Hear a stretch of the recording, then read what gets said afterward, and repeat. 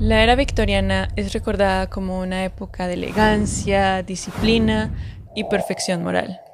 Pero, ¿qué ocurre cuando una sociedad se obsesiona tanto con parecer perfecta que deja de serlo realmente?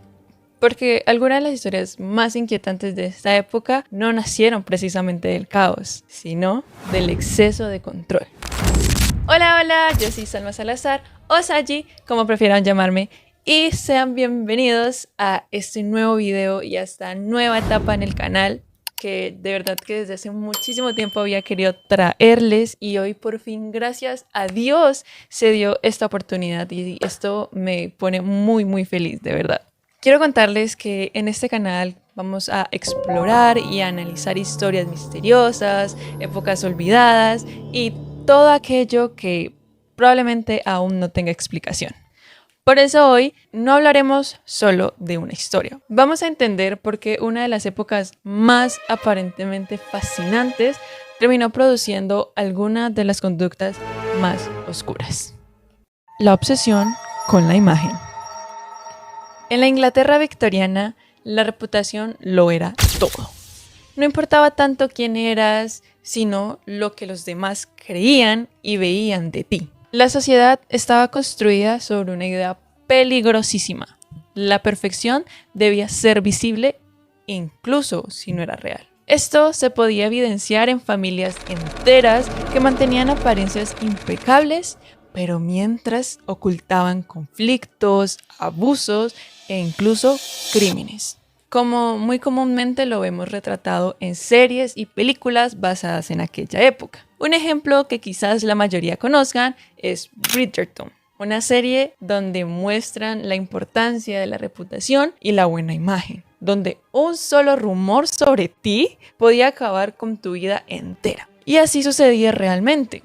Las personas en aquella época no podían siquiera tener un solo cabello fuera de lugar porque los cuchicheos abundaban en las calles. Actualmente tenemos cámaras. Antes tenías a toda una comunidad puestos los ojos los unos sobre los otros, buscando en qué erraban para acusarse e incluso hasta excluirse de la sociedad.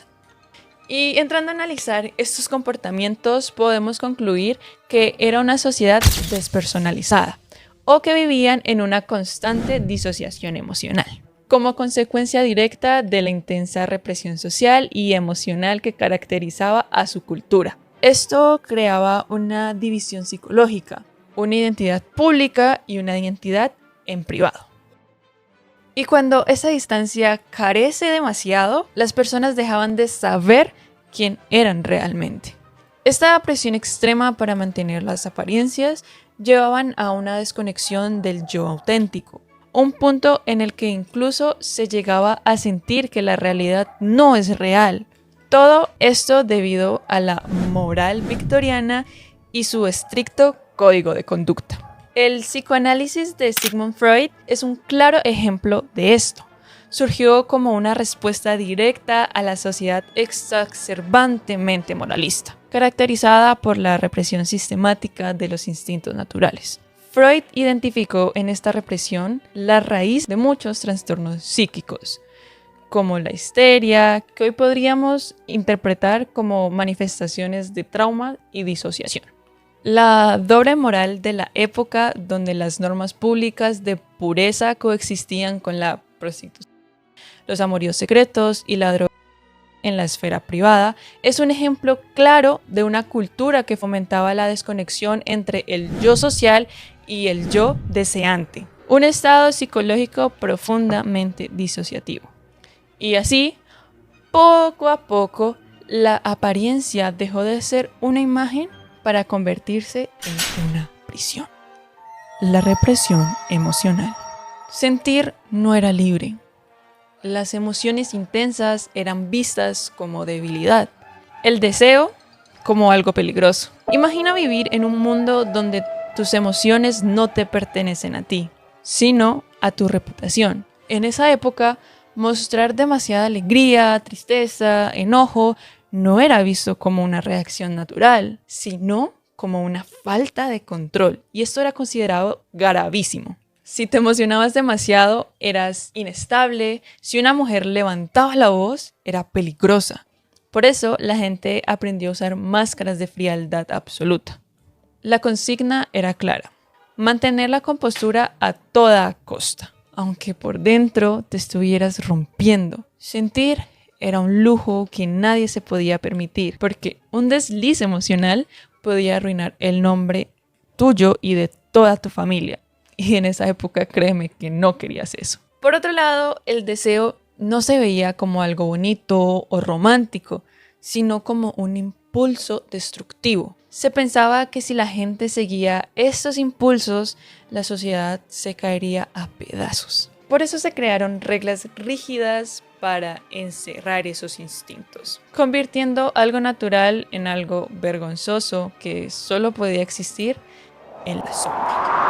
Un ejemplo bastante conocido que ocurrió en la vida real es el caso del matrimonio de John Ruskin y Effie Gray en 1848.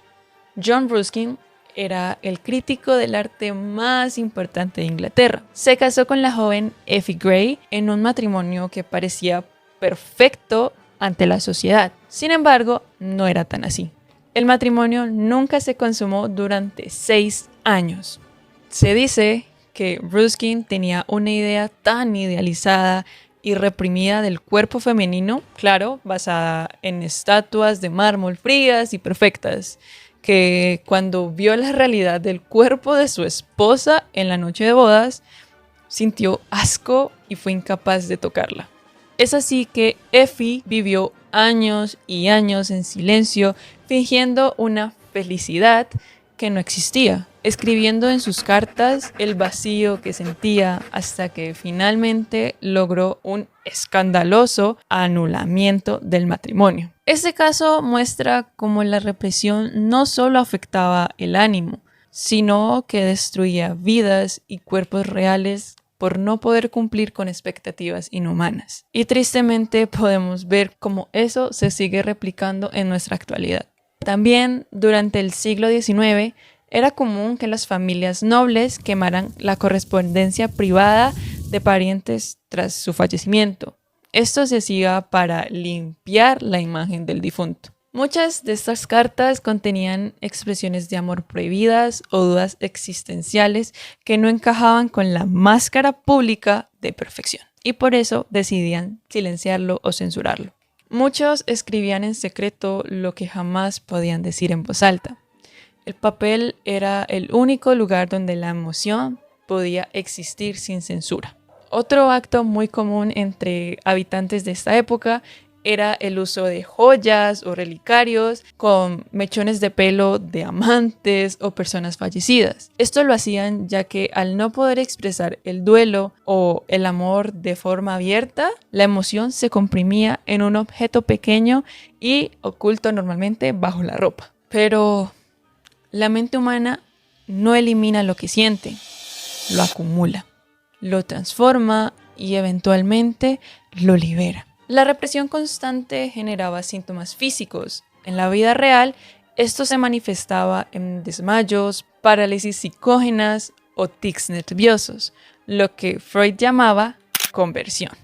La emoción reprimida solía salir en forma de arte gótico o literatura de terror, como El monstruo de Frankenstein o la dualidad de Dr. Jekyll y Mr. Hyde. Son ejemplos reales y de cómo esta sociedad extremadamente moralista liberaba su oscuridad a través de la ficción. La liberación solía ser explosiva. Cuando la estructura social no pudo aguantar más la represión de la individualidad, estallaron movimientos vanguardistas y revoluciones sociales que cambiaron el siglo XX. La historia nos enseña que el silencio de una generación es el grito de la siguiente. El rol de la mujer. Si hubo alguien realmente afectada por esta estructura, fueron las mujeres. Debían ser perfectas, puras, silenciosas, pero sobre todo, obedientes. La era victoriana se caracterizó por una visión muy rígida de los roles de género, donde la mujer quedaba relegada a labores domésticas. Eran ellas quienes debían encargarse de lo que en su entonces denominaban como la esfera privada. Es decir, el hogar, los hijos. Estos roles fueron impulsados en gran medida por la reina Isabel, quien irónicamente, siendo la mujer más poderosa del mundo en ese entonces, promovía el ideal de la mujer dedicada a la familia. Las mujeres casadas pasaban a ser propiedad del esposo, ya que legalmente se consideraba a una persona como figura legal. En este caso, por supuesto, al hombre. Las posesiones, ya sea como tierras, casas, hasta su ropa y joyas, y el dinero que la mujer pudiera llegar a tener, pasaban inmediatamente a ser del esposo. El tema del trabajo era algo complicado. Las mujeres sí podían trabajar, solo que no eran dueñas de su salario, era del esposo. Se podía llegar a decir que trabajaban sin paga, ya que si al esposo no le daba la gana de darle el dinero a su esposa, se quedaban sin nada. Este tema se puede, por así decirlo, subdividir en otro punto, y es que habían dos clases, o podemos dividirlo en dos clases. La clase alta media, la que no debía trabajar, realmente no debía trabajar, sí podían, pero no debía porque no era bien visto, mientras que las mujeres de la clase obrera sí tenían que hacerlo. Trabajaban en fábricas textiles, minas o como sirvientas domésticas, y a la par debían ocuparse de las tareas del hogar. Es decir, llegar de trabajar, o bueno, antes de ir a trabajar, ocuparse del hogar, ir a trabajar, después de trabajar, llegar otra vez a ocuparse de su propio hogar. Y recordemos, todo esto sin paga. Otro punto a tocar es el tema de la histeria. Sí, ese polémico tema, el cual no era solo un diagnóstico médico, era una herramienta de control social utilizada para patologizar cualquier comportamiento femenino que se saliera de la norma victoriana. Durante la era victoriana, la medicina creía que el útero era un órgano errante o inestable que afectaba el cerebro de la mujer. Si una mujer no cumplía con el rol de ser una esposa sumisa y calmada, se decía que padecía de histeria. La autora, pensadora social y activista feminista estadounidense Charlotte Perkins Gilman, quien fue diagnosticada con agotamiento nervioso y depresión posparto, fue sometida a una cura que llamaban la cura del reposo, la cual trataba básicamente sobre la prohibición total de actividad intelectual. Es decir, no podía ni leer, ni escribir, ni reunirse con amigos, amigas. Y recordemos que era una escritora y era lo que más amaba hacer. Es aquí donde ella casi pierde la razón. Debido a este suceso, Charlotte escribe el relato The Yellow Wallpaper, donde narra cómo una mujer desciende a la locura porque su esposo, médico, le prohíbe escribir para curar su histeria. Y casos como este tristemente se repetían con mucha frecuencia en aquella época. Cualquier desviación podía significar el rechazo total de la sociedad. Imagina vivir en una realidad donde sentir es una falta de respeto, donde tu identidad no te pertenece, le pertenece a la mirada del otro. Cuando te quitan tu dinero, tu propiedad y tu voz, entras en un estado de indefensión aprendida. Dejas de luchar porque sientes que nada de lo que hagas cambiará tu destino, como aquel elefante encadenado desde pequeño que deja de luchar porque olvida su propia fuerza. Asimismo, la mujer victoriana terminó aceptando su encierro, ya que cuando el mundo te repite que eres débil o que no puedes hacer algo, terminas por creer que la cadena es parte de tu piel y de tu mente. El diagnóstico de histeria es quizás uno de los ejemplos de gaslighting más masivos de la historia. No era una enfermedad, era la etiqueta que la sociedad le ponía a la frustración. Si una mujer se sentía asfixiada por el encierro o agotada por la maternidad, la medicina no buscaba la causa en su entorno, sino en su cuerpo. No es el sistema el que está mal, es tu útero el que está enfermo. Invalidar el dolor emocional llamándolo locura era y es la forma más efectiva de silenciar una protesta. Por otro lado, la cura del reposo, como la que sufrió Charlotte Perkins Gilman, era en realidad una privación sensorial. Quitarle a una mujer sus libros y su escritura no era un tratamiento, era despojarla de su identidad. Sin una vía de escape intelectual, la mente no descansa, se fractura. Resulta fascinante analizar la disonancia cognitiva de la época, donde la figura máxima de autoridad, que era una mujer, quien además reforzaba activamente las leyes que la hacían a ella una excepción y a las demás una propiedad, esta contradicción creaba una presión psicológica extra. El éxito de una mujer poderosa se usaba como el escudo para justificar la opresión de todas las demás. La doble moral, el espejo roto. Y aquí es donde todo comienza a romperse.